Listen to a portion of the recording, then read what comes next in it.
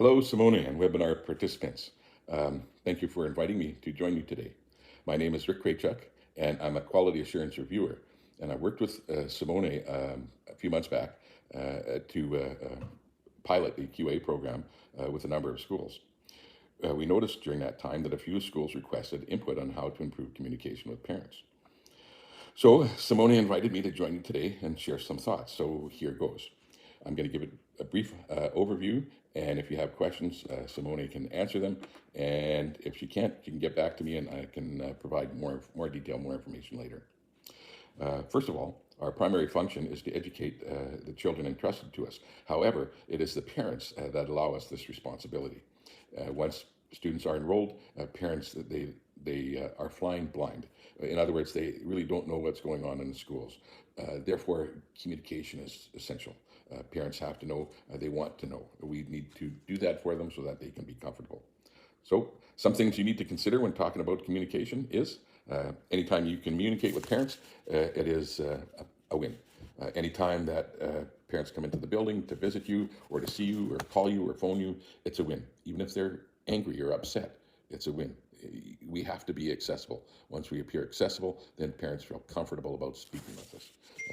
Communication is always important. Be positive. Make suggestions when you're talking to parents. Don't be negative. Try to say, this is what happened and this is what we're doing to fix this. When you do that, you're allowing parents to see what's going on, and you're giving them a heads up. The last thing you want to do on report card time is to surprise a parent, and that's when it can get upsetting. So make sure you communicate often, frequently, and positively with parents.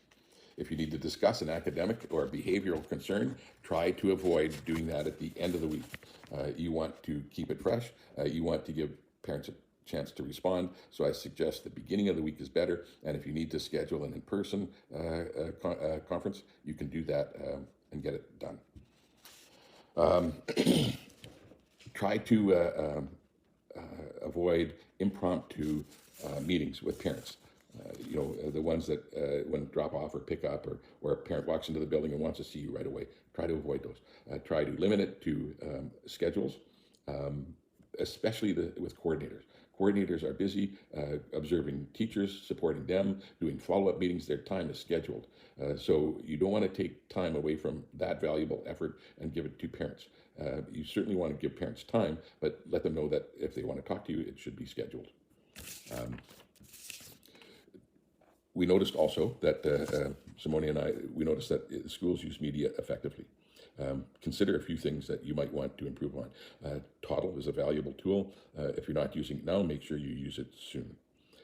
Try to send positive messages on Friday to each and every student in the classroom. Not academic, just positive, personal types of messages. That helps for a number of reasons, and Simone can explain that to you. Use newsletters. If you don't, you can use newsletters.